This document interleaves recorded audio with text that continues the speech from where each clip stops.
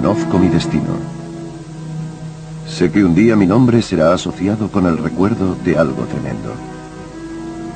Una crisis sin igual en la Tierra. Una profunda conmoción de la conciencia, evocada contra todo cuanto había creído, exigido y santificado hasta ahora.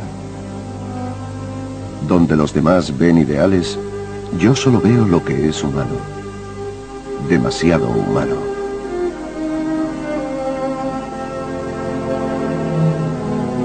Estas son las palabras del visionario filósofo alemán Friedrich Nietzsche. La crisis que predice era la de la fe religiosa que estallaría en Europa a finales del siglo XIX. Nietzsche fue el primer pensador en darse cuenta de que la muerte de Dios daría lugar a algo totalmente nuevo en la historia del ser humano. La idea de la libertad absoluta del hombre como una medida del universo.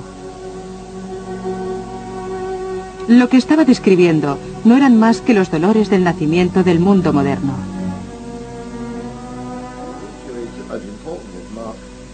En la evolución del pensamiento del siglo XX, Nietzsche es tan importante como Marx, Freud y Einstein. El efecto principal de Nietzsche en el siglo XX ha sido un tremendo relajamiento de las certezas morales e intelectuales. La gente ya no sabe distinguir entre el bien y el mal, entre lo que está bien y lo que está mal. Dios ha muerto. Y Dios sigue muerto, porque nosotros le hemos matado. ¿Cómo podemos nosotros, los asesinos de todos los asesinos, encontrar consuelo? Lo que era más sagrado y más poderoso de todo cuanto el mundo haya poseído, ha muerto desangrado ante nuestros propios ojos. ¿Quién limpiará la sangre de nuestras manos? Hasta entonces la Iglesia había sido el árbitro de la moral, el guardián de la moralidad.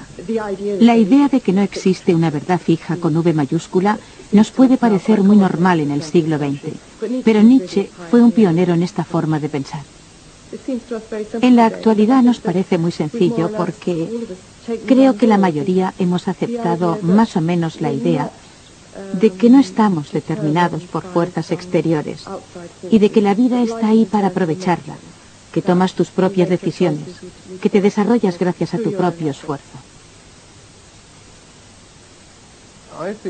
Considero a Nietzsche como el primer filósofo punk. Lo imagino en el Panteón con un piercing en la nariz y señalando con dos dedos hacia arriba, hacia el panteón filosófico. Y eso es un aspecto muy positivo, por así decirlo. Y paradójicamente, a pesar de su nihilismo más aparente, también me parece el más positivo de los pensadores, porque incita a la gente a pensar de esa forma. Su filosofía no es una guía para que pienses como él, sino una guía para que pienses por ti mismo.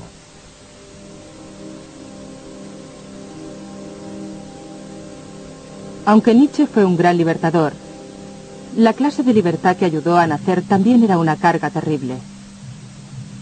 Era muy consciente de que la muerte de Dios había dejado un vacío donde antes existían certezas. Y para llenarlo, intentó algo que nadie había intentado antes. Y por ello pagaría un precio muy alto.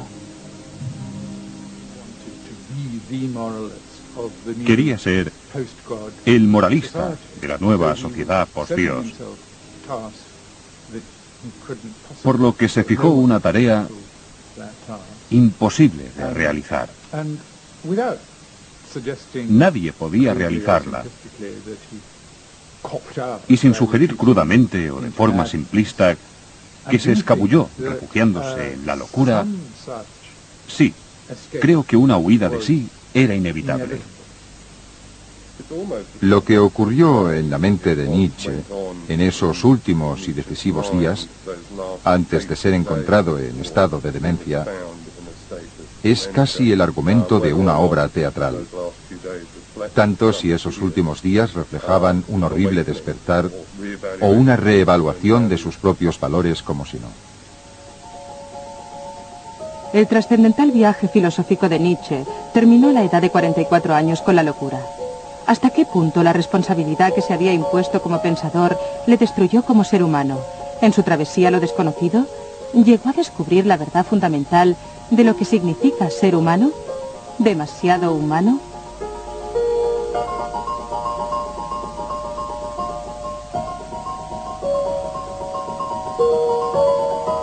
Cuando uno ha alcanzado la madurez, solo se recuerdan los momentos verdaderamente notables con relación a la niñez.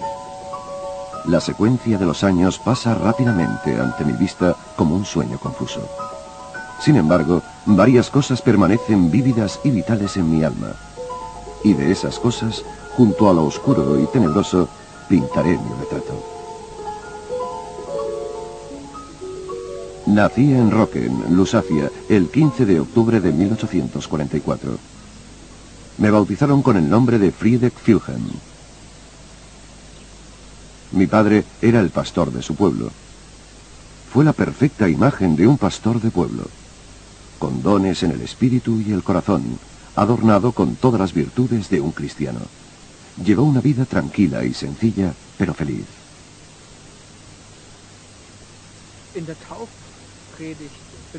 Durante el sermón de su bautizo, su padre preguntó: ¿qué creen que será de este niño pequeño?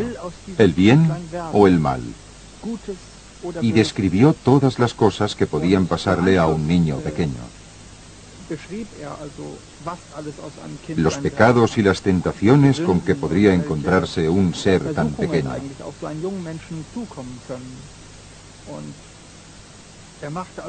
Al hacerlo, estableció una dicotomía radical entre el bien y el mal.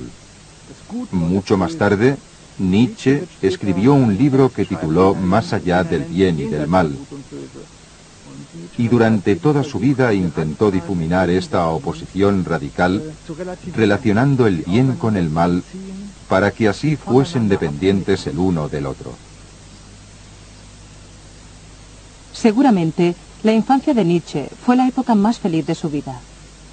Cuando tenía 2 años, nació una hermana, y un año más tarde, un hermano.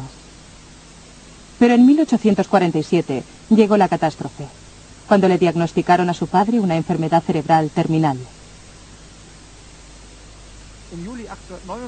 Su padre murió en 1849, y un año más tarde lo haría su hermano pequeño. Nietzsche siempre había respetado a su padre como a una autoridad mundana y espiritual, y durante todo un año tuvo que ver cómo luchaba contra el dolor y el sufrimiento. Y en cuanto al Dios para el que su padre trabajaba, a quien servía, Nietzsche se preguntaba por qué había castigado a su padre con tantos sufrimientos. Ese fue un factor decisivo de las primeras dudas que Nietzsche tuvo sobre el cristianismo. Nietzsche solo tenía 5 años cuando perdió a su padre y a su hermano. Se trasladó con su madre y su hermana al cercano pueblo de Nalberg y fue enviado a un internado en Schulforta, a 7 kilómetros de distancia, un establecimiento con una larga tradición de educación religiosa.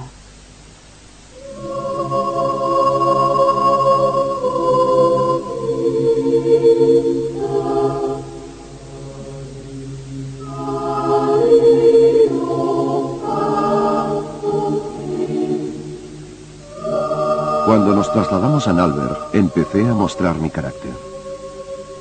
De muy joven había experimentado una considerable tristeza y dolor, por lo que no era tan alegre y alocado como normalmente lo son los niños. Mis amigos del colegio se burlaban de mí debido a mi seriedad. Desde la niñez buscaba la soledad y me encontraba mejor siempre que pudiera entregarme a mí mismo sin ser molestado.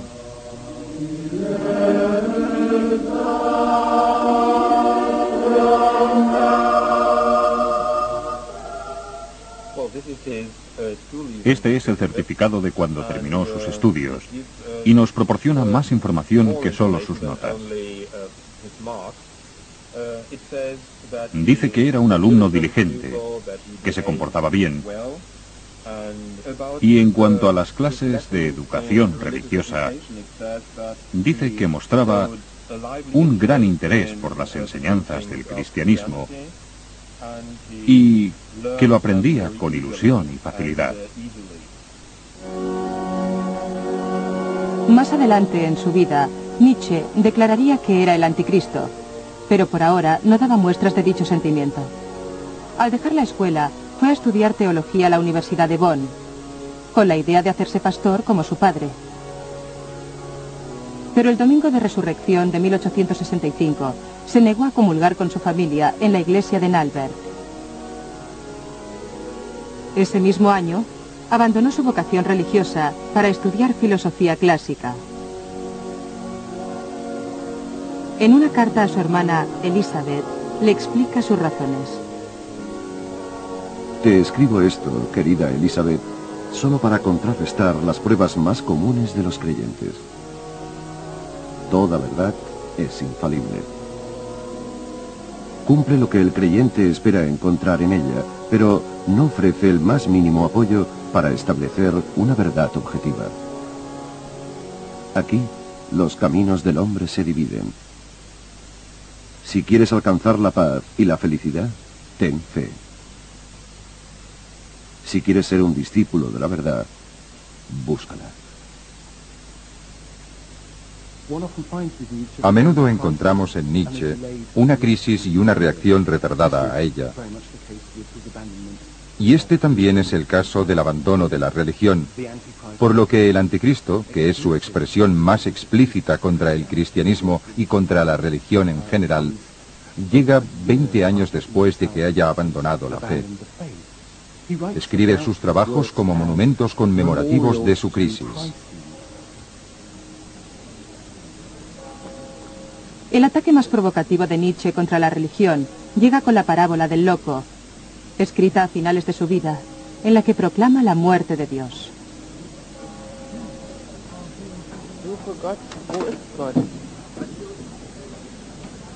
¿No han oído hablar de ese loco que a primeras horas de la mañana encendió una linterna y se fue corriendo a la plaza del mercado gritando sin cesar?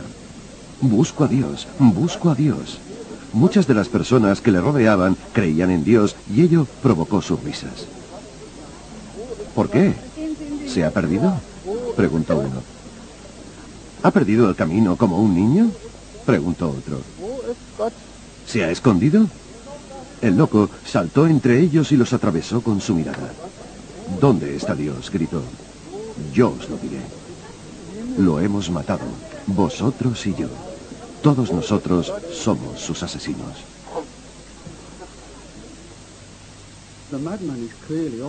Es evidente que el loco advierte que se va a producir un tremendo cataclismo. Creo que lo más importante para Nietzsche es que provoca un número de acontecimientos, llamémoslos acontecimientos intelectuales en el siglo XIX, que, unidos todos ellos, socavarían los mismos cimientos de la civilización y la moral cristiana. Si tomamos a Darwin como ejemplo, vemos que este fue educado en un contexto teológico muy religioso, y Nietzsche señala que antes de publicar su teoría sobre la selección natural, la mantuvo guardada en el armario durante 20 años, aparcada. Creo que Darwin se dio cuenta de que tendría precisamente las mismas tremendas consecuencias, potencialmente de tipo nihilista, que Nietzsche detectaba en su teoría y que acabarían por socavar toda la base de la moralidad occidental y de la metafísica, que demostraría que el mundo funciona y opera bastante bien, de forma consistente, sin necesidad de ninguna intervención divina.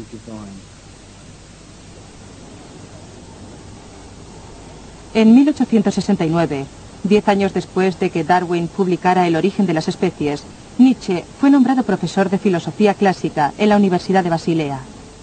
Se había liberado de las trabas del cristianismo, pero ahora buscaba algo con que reemplazarlo. Sin la sanción o el castigo divino, el sufrimiento humano era incomprensible. Nietzsche buscó la respuesta en la filosofía y encontró la doctrina del pensador ateo alemán Arthur Schopenhauer. En él encontró el consuelo que tanto deseaba para poder darle sentido a un universo sin Dios. Una vez Nietzsche reconoce que ya no se puede creer en el benevolente Dios cristiano, es lógico que le atraiga la filosofía de Schopenhauer.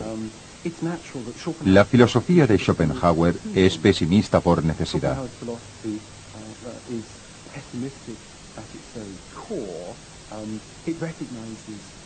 Reconoce que la experiencia humana no es en general muy agradable y que existen ciertas formas para poder acomodarnos a esta verdad, a la que Nietzsche se refiere en su primer libro, El origen de la tragedia, la verdad de Salinas, que lo mejor sería no haber nacido y que lo mejor después de eso es morir pronto.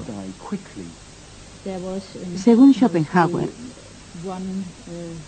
había una forma de escapar del sufrimiento, aunque solo fuera momentáneo, y era por medio del arte. El arte jugaba un papel muy importante, sobre todo la música. Durante la experiencia musical se podía superar el sufrimiento terrenal durante unos momentos. Para Nietzsche, donde mejor se podía demostrar la teoría de Schopenhauer era con la música de Richard Wagner. Nietzsche vio 3 veces su ópera Tristán e Isolda. Se identificaba con el sufrimiento de los protagonistas y le conmovía la estática experiencia de la representación. Wagner se convirtió en la figura del sustituto del padre para Nietzsche, quien en 1870 lo visitaba frecuentemente en su casa de Tribschen, en el lago Lucerna. En el arte del compositor, Nietzsche vio la posibilidad de un renacimiento de la cultura europea, basado en el modelo clásico griego de la tragedia. La obra de Nietzsche, El origen de la tragedia, fue inspirada en gran manera por Wagner, y en ella sostiene que la música de Wagner representa un ideal precristiano, simbolizado por el dios griego Dionisio.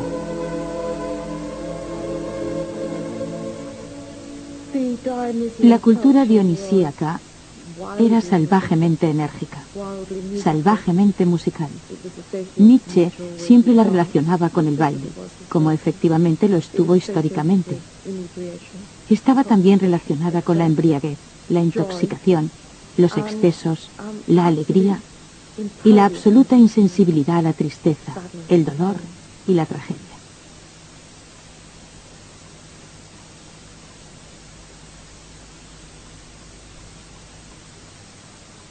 A medida que se iba debilitando por las enfermedades crónicas, Nietzsche fue buscando una respuesta filosófica al sufrimiento de la existencia.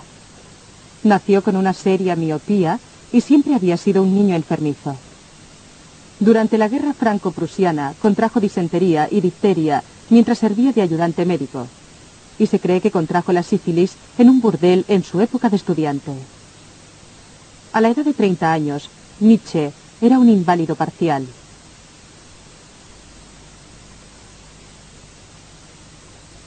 Cada 2 o 3 semanas paso 36 horas en la cama. Un auténtico tormento. Tal vez esté mejorando gradualmente, pero este invierno ha sido el peor. No dejo de pensar en el esfuerzo que representa pasar el día, y cuando llega la noche no queda ningún placer en la vida. Me sorprende lo difícil que resulta vivir.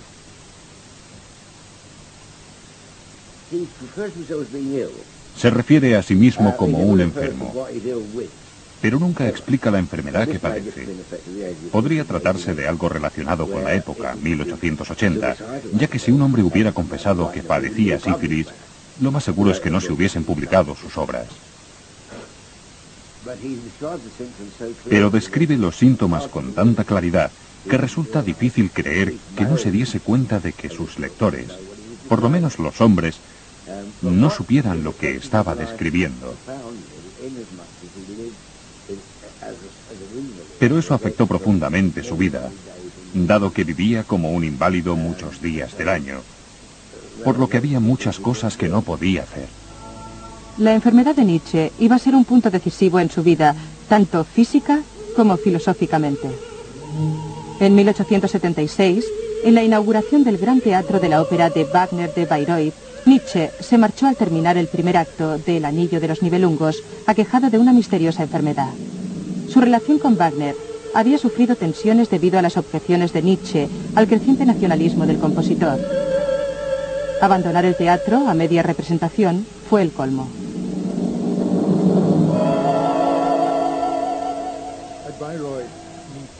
En Bayreuth, Nietzsche sintió literalmente náuseas, y dichas náuseas fueron un punto decisivo y un símbolo. Evidentemente, un símbolo físico que expresaba un estado psicológico. No podía soportar la falsedad del entusiasmo, la reverencia que Wagner imponía y con la que disfrutaba. Le daba náuseas. Tenía que marcharse. La rotura con Wagner era inevitable. No podía decir, lo siento mucho, maestro, no me encontraba bien. Wagner no perdonaba algo así. Su salud se había deteriorado y creo que necesitaba de la filosofía, de su propia filosofía para enfrentarse a la vida, a sus problemas.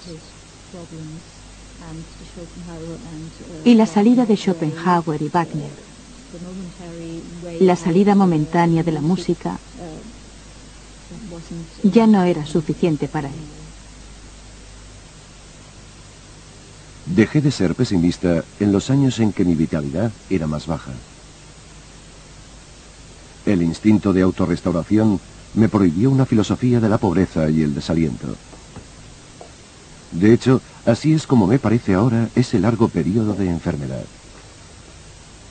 Descubrí la vida de nuevo, incluyéndome a mí mismo, por así decirlo. Dediqué mi voluntad a la salud, a la vida, a una filosofía, a la voluntad de poder. En algún lugar dice, vosotros mismos sois esa voluntad de poder. Y creo que, en último término, Nietzsche pensó que la tarea era cuestión de autodominio, es decir, de adquirir una especie de conocimiento de sí mismo que no fuera meramente intelectual o abstracto, porque para Nietzsche todo conocimiento tiene sus raíces en el cuerpo. Por lo que para él, el autodominio implica adquirir tantos conocimientos como sea posible sobre el cuerpo humano, del cuerpo de uno mismo, de su fisiología y de su psicología. Creía que una de las grandes influencias del cristianismo había sido desterrar el cuerpo de la cultura. Llegó a sugerir que tal vez toda la filosofía occidental fuera un concepto erróneo del cuerpo, y consideraba que nuestra naturaleza física y nuestra naturaleza psicológica guardan relación con nuestra forma de pensar. Y creo que la frase la voluntad de poder, die Wille du Machen, en alemán, puede leerse en términos de esta idea de hacerse a uno mismo. Y lo que podríamos considerar como parte de su legado al siglo XX es la institucionalización de hacerse a uno mismo como terapia. Creo que este es un aspecto pionero de su trabajo que nos lleva a Freud. Quiero decir que, discutiblemente, sin Nietzsche no hubiera existido Freud. La nueva filosofía de Nietzsche dio lugar a la publicación de Humano demasiado humano, subtitulado Un libro para los espíritus libres. Comenzado en la soledad de la campiña suiza, era tanto una obra de psicología como de filosofía. Fue la primera gran declaración de individualidad de Nietzsche y desafiaba a la humanidad a pensar por sí misma. Lo escribió en cortas ráfagas aforísticas mientras daba largos paseos, un método de trabajo que seguiría el resto de su vida.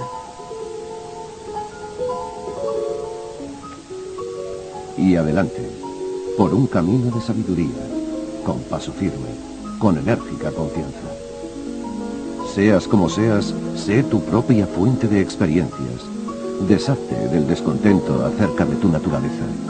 Perdónate a ti mismo. Lo tienes en tu poder, mezclado con lo que has vivido. Tus comienzos en falso, errores, engaños, pasiones, tus amores y tus esperanzas. Tu propia meta, sin sobrarte nada. Se había librado de las trabas de las antiguas tradiciones y de opiniones que no eran suyas. Y para el espíritu libre significaba estar dispuesto y poder y atreverse a tener nuevas perspectivas y a cuestionar continuamente las propias opiniones y a ser lo suficiente imparcial como para encontrar el propio camino.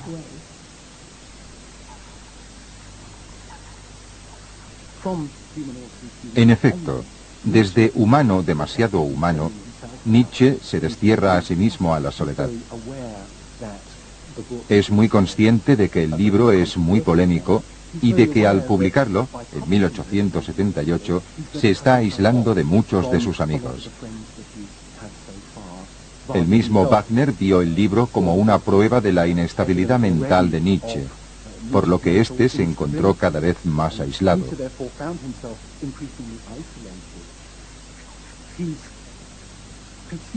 Se concibió a sí mismo como una especie de heroica figura errante, dirigiéndose a las montañas, a un nuevo territorio.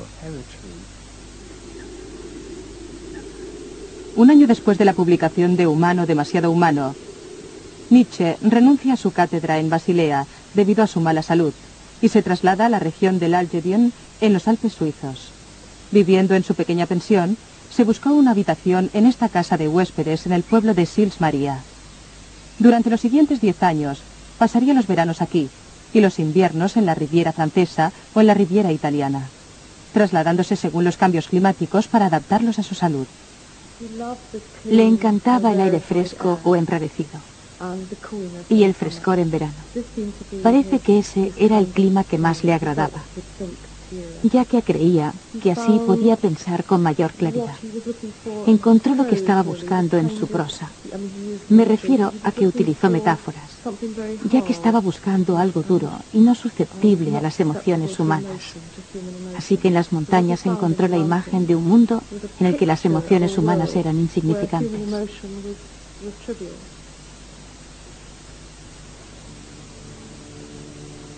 La filosofía, tal como yo la entiendo y he sentido hasta ahora, significa vivir voluntariamente entre el hielo y las altas montañas, buscando todo lo extraño y cuestionable que exista. Todo lo prohibido por la moralidad hasta ahora. El hielo está cerca. La soledad es tremenda. Pero ¿con qué sinceridad se ven las cosas bajo la luz? ¿Con qué libertad puede uno respirar? ¿Cuánto de lo que se siente yace debajo de uno mismo?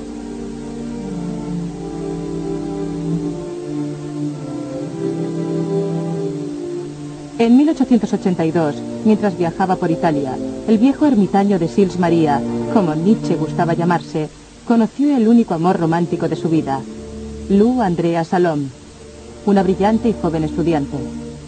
Aunque solo tenía 20 años, Nietzsche la describió diciendo que era tan sagaz como un águila y tan valiente como un león, y la consideró su protegida filosófica. Se la presentó a su amigo, el psicólogo Paul Rée, y durante todo aquel año, los tres fueron inseparables. Viajaron juntos por Italia, viviendo como espíritus libres.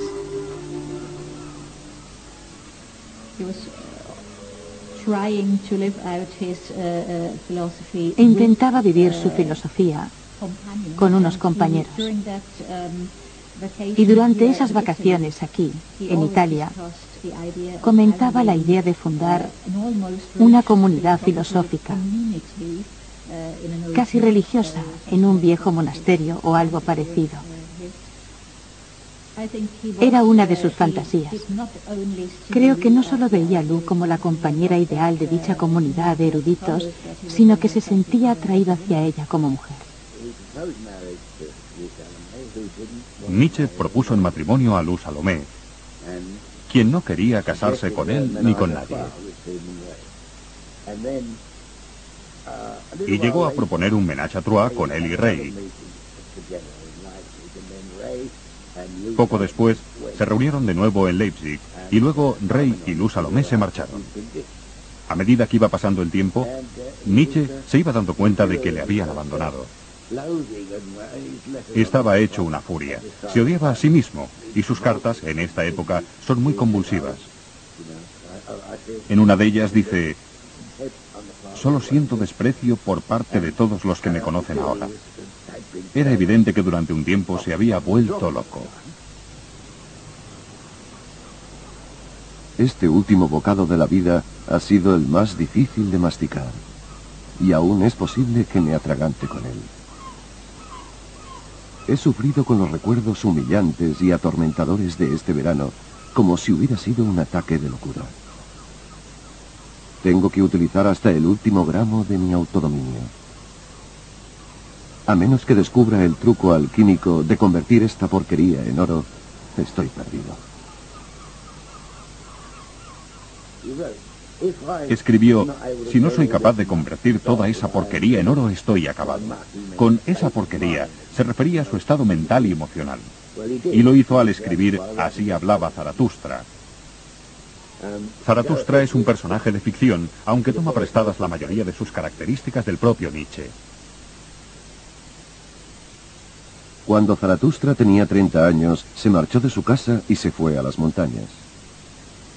Allí disfrutó de su espíritu y de su soledad, y durante 10 años no se cansó de ello. Pero al fin, su corazón cambió de parecer, y una mañana se levantó al amanecer. Se puso ante el sol y le habló de este modo. Fíjate bien, estoy cansado de mi sabiduría, como una abeja que ha reunido demasiada miel. Necesito manos extendidas para recibirlo. Así hablaba Zaratustra es la obra de un hombre aislado, y ello es evidente en la figura de Zaratustra, que tantos problemas tiene para encontrar discípulos. En el primer libro, predica a la gente del pueblo, al que ha descendido desde su solitaria montaña, y descubre que no quieren escucharle.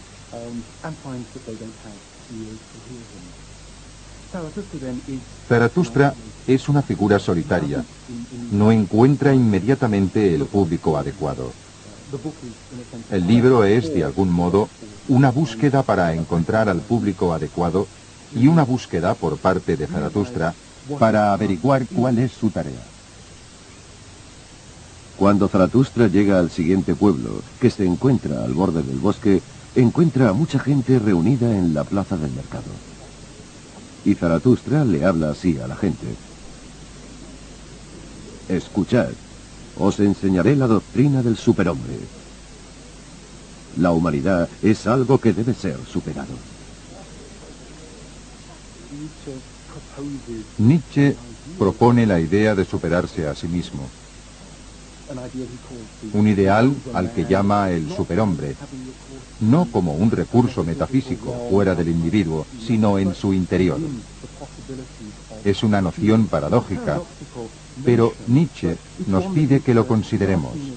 ¿Cómo podemos nosotros, los humanos, superarnos?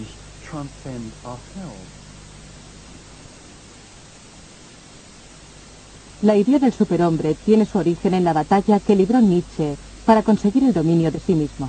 Sostenía que, en general, los seres humanos tienen el deber de superar las limitaciones de su propia condición.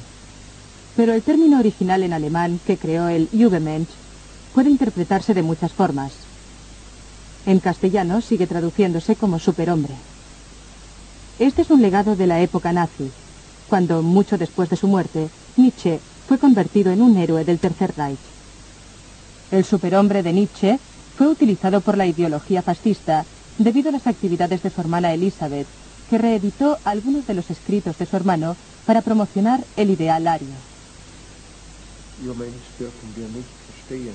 El Übermensch no debería interpretarse mal, como hicieron los nacionalsocialistas cuando, por medio de su hermana, idolatraron a Nietzsche como padre espiritual de sus teorías raciales. Se trata de una mala interpretación.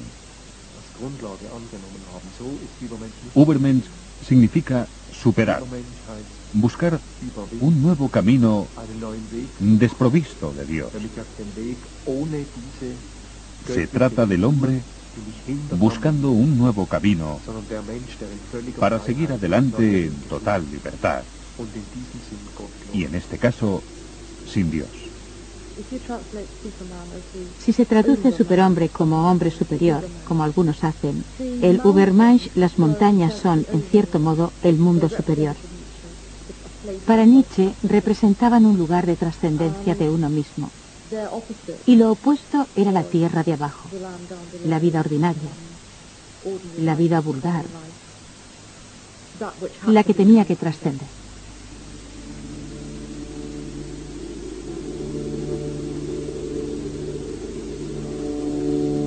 Soy un viajero errante y un escalador de montañas, dijo Zaratustra a su corazón.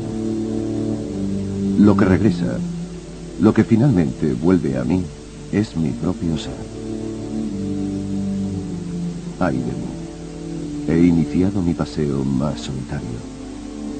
Pero quien quiera que sea como yo, no puede escapar a dicha hora.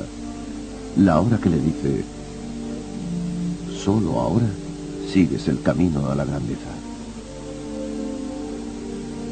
Cumbre y grandeza están ahora unidos, ya que todas las cosas son bautizadas en una fuente de eternidad y están más allá del bien y del mal. Al concebir un mundo más allá del bien y del mal, más allá de las efímeras preocupaciones de la condición humana, Nietzsche trasciende la porquería, como la llama él, de su propia experiencia vital y la convierte en oro filosófico. Pero ahora, viviendo virtualmente en absoluta soledad, en Sils Maria, sacrifica todo contacto humano en aras del mundo de su propia imaginación. La filosofía se ha convertido en su consuelo por una vida de decepciones y una soledad muy arraigada. Mi principal artículo de fe es que uno puede florecer entre gente que comparte idénticas ideas y una voluntad también idéntica. Yo no tengo ninguna. Esa es mi enfermedad. Si, adoptando una costumbre popular, recomiendo Schopenhauer o Wagner a los alemanes, o conjuro a Zaratustra, estos son mis remedios. Sobre todo son escondites en los que puedo perderme durante algún tiempo.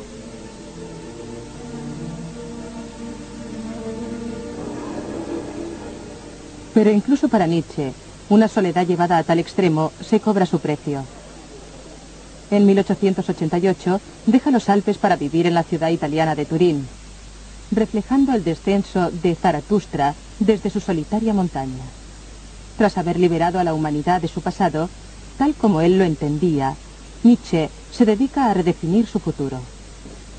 Empieza formulando un nuevo sistema de valores para una sociedad en la que Dios no tiene lugar. Una nueva moral más allá de las virtudes cristianas, tales como la abnegación y la piedad. Llama a ese proyecto, que él esperaba que fuera la culminación de su obra, la transvaloración de todos los valores.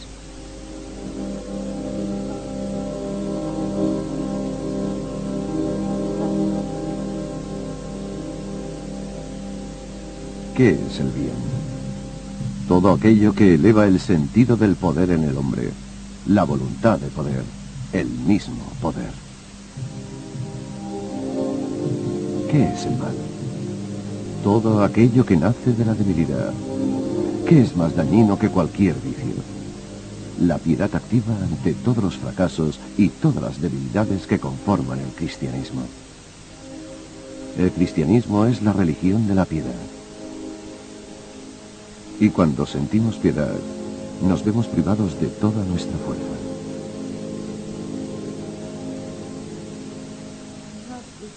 Tenía grandes planes de transvalorar todos los valores.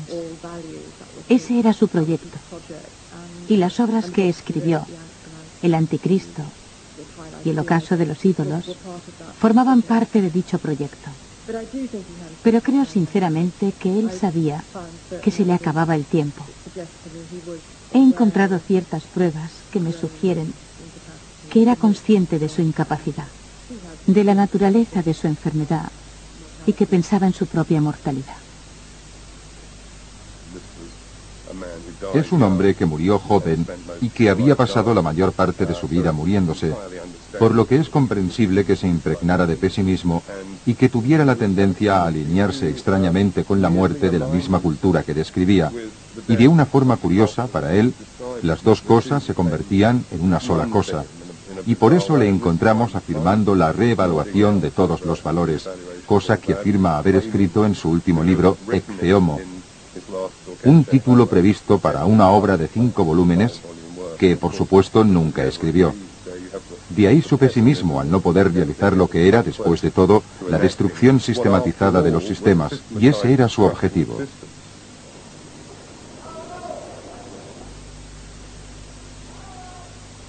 La transvaloración de los valores.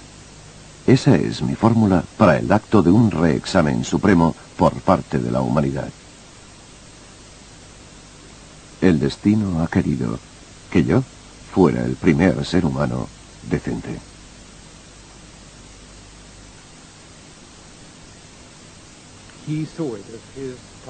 Consideró que su tarea consistía en prescribir una moralidad para una civilización que tenía que seguir adelante sin ninguna sanción divina.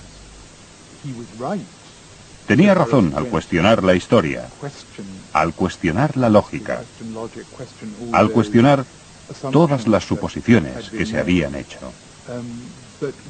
Pero cuando llegó el momento de reconstruir algo, la tarea le resultó imposible. Tenía una inteligencia maravillosa, absolutamente maravillosa, pero esa misma inteligencia maravillosa le llevó a un callejón sin salida. Y si no hay salida, ¿qué se puede hacer? Si analizamos las cartas que escribió a principios de enero de 1889, creo que es evidente que estaba loco. Me refiero a cuando las firma como Dionisio o el crucificado. Realmente se consideraba como un dios, soportando todo el sufrimiento de la humanidad. Una especie de figura de Cristo. Pero también creo que eso reflejaba su teoría de que todo hombre debería ser un dios para sí mismo. Creo que Nietzsche comprendió el desafío del ser humano en una frase muy sencilla. Decía que la condición humana era Zwischentier und Übermensch, es decir, algo entre el animal y el superhombre. Y ese es el desafío de la condición humana. Lo que cada uno hace, por así decirlo, con su dote como animal. ¿Hasta dónde puedes llegar en el camino para convertirte en un dios? En enero de 1889, Nietzsche sufrió un ataque en una calle de Turín, abrumado de alguna forma por la simpatía que sintió hacia un caballo que, tal vez debido a una sobrecarga, había resbalado en el hielo. El caballo se cayó y Nietzsche se acercó a él y lo abrazó. Nietzsche era conocido como un filósofo opuesto a la piedad. Pero fue capaz de expresar, en uno de sus últimos gestos al mundo, una profunda compasión por la condición humana que comparten los animales y los seres humanos. La última acción de cordura de Nietzsche fue afirmar su identidad, no como un dios, sino como un hombre lleno de debilidades humanas. Poco después de su ataque en Turín, fue trasladado a un asilo y luego de nuevo a casa de su madre en Alemania. Fue declarado clínicamente loco y pasó sus últimos años bajo el cuidado de su hermana Elizabeth en esta casa de Weimar. Elizabeth permitía que la gente fuera a ver a su hermano, al filósofo, como si se tratara del animal de un zoo. Y quién sabe, como alguien que estaba mentalmente en otro mundo. Se ha especulado mucho sobre la naturaleza de su enfermedad.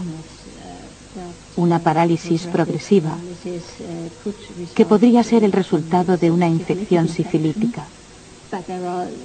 Pero hay ciertos detalles del diagnóstico que no encajan. Por ejemplo, el hecho de que viviera más o menos como un vegetal durante 11 años. Eso es mucho tiempo para alguien con una parálisis como la suya. Nietzsche murió en 1900 de un ataque de apoplejía. Durante los siguientes 30 años, Elizabeth controló el legado literario de su hermano, incluyendo su obra inconclusa La transvaloración de todos los valores. editó secciones de esta obra junto a selecciones de sus notas no publicadas en una colección titulada La voluntad de poder. Por medio de este libro, intentó promocionar falsamente a Nietzsche como un pensador nazi. Cuando él murió, Elizabeth convirtió su casa en un santuario de Nietzsche para el culto a Nietzsche y el culto a su persona y a su filosofía. A muchos intelectuales nazis les gustaba venir aquí, incluso al Führer. Hitler vino en una ocasión. Ella se aseguró de que Nietzsche se convirtiera en el filósofo oficial del Tercer Reich, lo cual era absurdo, pues él odiaba toda clase de nacionalismos. Se podía decir que Nietzsche fue uno de los primeros y auténticos europeístas. Resulta muy difícil discutir la cuestión de la relación entre Nietzsche y el fascismo alemán. Es realmente doloroso ver lo cerca que parecía estar de afirmaciones como «soy dinamita y voy a hacer volar esta situación». Y no es difícil no verlo como un verdadero deseo de que eso ocurriera.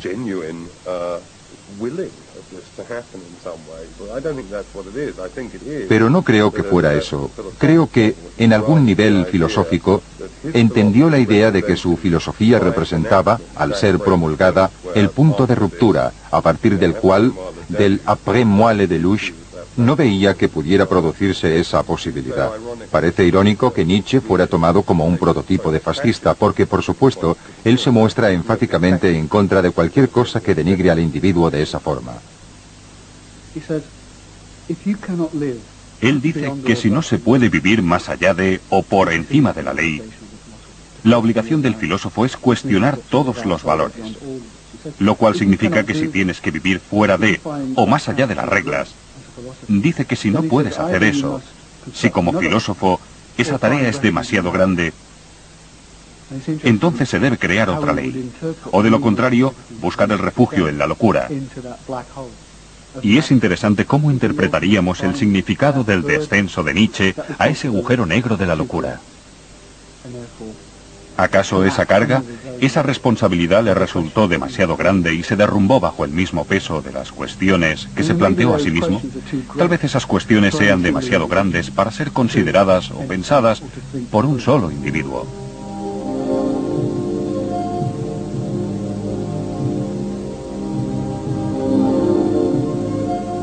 La mejor virtud del gran pensador es la magnanimidad con la que, como hombre erudito, intrépidamente y a menudo con cierto azoramiento y con frecuencia con una burla sublime, se ofrece a sí mismo y a su vida como sacrificio supremo.